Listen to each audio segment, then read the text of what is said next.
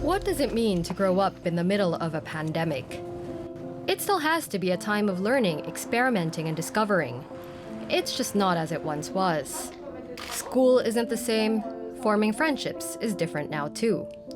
The kind of childhood young people now have will shape their adult lives, socially and economically. How to best prepare them?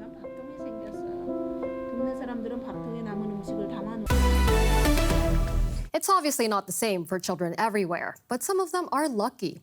Digital offerings allowed them to keep learning virtually during school closures. However, it's not a system without flaws, as one family here in Germany has found out. Schriftliche Multiplikation mit Kommazahl. This Berlin family is using smartphones and flip charts as they try to organize daily school life during the coronavirus pandemic, using messaging services like WhatsApp, video games, and education apps. It's an unusual situation for both parents and children. Of course we have concerns. Our biggest fear is that they will become dependent, that they won't be able to stop playing or watching videos. We're also worried about content, what games and apps they use. The family has imposed rules. Every evening, the mobile phones have to be put away. Also, the children may only install apps once their parents have freed access using the parental control function. Time using the phone is limited to 2 hours. The parents also monitor this using an app. Because of digital learning, the eldest daughter was often online for lengthy periods. At times, I found it a bit annoying to be stuck at my computer the whole day, or half the day. I was home alone for lengthy periods because my parents weren't there and my siblings were in emergency childcare. But it was good not to have to walk all the way to school, and I could sleep in until 7 a.m. Her sister first started using a smartphone during the coronavirus crisis. Julius Hassemer teaches courses for young adults on how to use smartphones and other digital tools. In his experience, children can learn a lot this way. I think it's more important that parents try to understand rather than prohibit.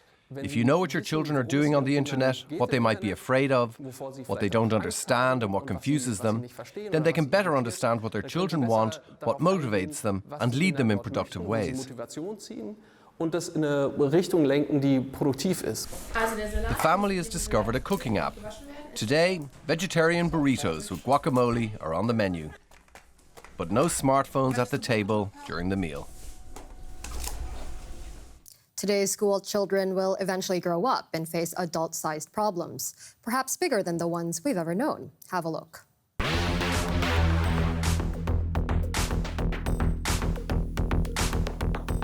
Vast sums are being spent to bail out ravaged economies. Hundreds of billions of euros in Germany, in India, in China, and in the United States, trillions. Governments have to borrow most of this money, but who will pay the debt back? Today's elderly or today's young? Much public debt only comes due decades later. That means today's young will carry the can in many countries. There's already a shortage of jobs and training opportunities. Higher taxes and spending cuts are quite likely in the future. So are today's millennials the main losers in the coronavirus crisis? Not necessarily. They might also stand to benefit if investment is focused on shaping the future. Education, digitalization, environmental protection. If firms are kept going through the crisis, jobs should become available again. Holders of government bonds should eventually get paid out. Today's young will inherit public debt, but some of them will also inherit government bonds. So members of the same generation will be paying each other back. If an economy grows strongly, repaying debt won't be a huge problem. Protracted crises, by contrast, would be a disaster.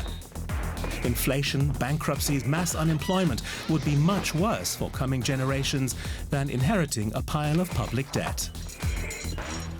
Professor Ludger Wössmann is the director of the IFO Center for the Economics of Education, and he joins us now.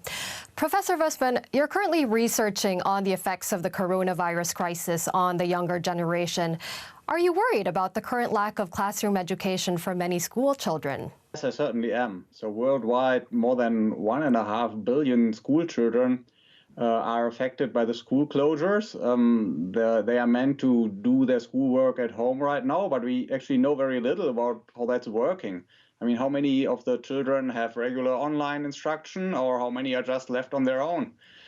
For Germany, we have just done a major study where we surveyed more than 1,000 parents about how their children were actually spending the time during the school closures. What we learned is that the time that students spent on school actually halved during the corona times. 38% of students in Germany studied for at most 2 hours per day during the school closures, 3/4 for at most 4 hours. They actually spent much more time on TV, on computer games, on mobile phones. That increased from 4 hours to much more than 5 hours now. Weaker students were particularly affected and replaced learning with passive activities. We also asked what the schools were actually doing during those times, and actually 45% of students, even in Germany, never had any shared online lessons during those times. Only 6% had it on a daily basis, and even less often did students have individual contact with their teachers. And that, of course, is not a very good way to learn. It's not a good way to learn, as you say. And can you already tell us what kind of hit to the economy we will experience if today's children don't receive the kind of comprehensive education and training they will need later on? Well, research has shown that the basic skills of the population are probably the most important long-term determinant of economic growth of a country, and therefore of the prosperity of a society. You can use these empirical facts that you have to project out future growth, and if you assume that the currently hit student cohorts, like just 12 cohorts, get a loss due to the corona-induced school closures of about 1/3 of a school year's learning, and then actually assume that everybody afterwards returns back to normal, then even such a scenario would yield a total economic loss of more than 1% of future GDP. So this is not just a one-time loss as we currently have in our economies, but this is going to be staying there forever. This means several $1 trillion for most major economies. Today's school children are, of course, tomorrow's workforce, and they'll be saddled with paying off the billions in pandemic-era debt that their countries have incurred in order to safeguard their economies. So, firstly, they already saw their prospects worsen when they were young, only to have to shoulder this debt into adulthood. What do you think that will do to society? If you lose 1/3 of a school year of learning, then this is generally associated on average with an income loss in the future of about 3 to 4% on average, but then again over the entire working life. So it would really mean that the individual students who are hit right now will just on average be less prosperous, will be doing not as well as if they would have gotten a normal education. Is there any way to head off these negative outcomes for young people? I think we have to try to do everything to enable children to learn again, and right now, really. So wherever it's possible, if the virus situation allows it, we should try to open up schools. Where this is not feasible, schools really need to switch to online teaching right away. It is important that the kids are not left on their own again, and teachers have to explain the material and check how the kids are doing. We have to make sure that we make up the lost material. We should focus particularly on the basic skills that are the foundation for additional learning, and to make schools even better in the future, more effective in helping kids to learn. And I think we need to provide particularly additional support for the weak students. Professor Ludger Wössmann of the IFO Center for the Economics of Education. Thanks for your insights. To your questions now, and our science correspondent, Derek Williams.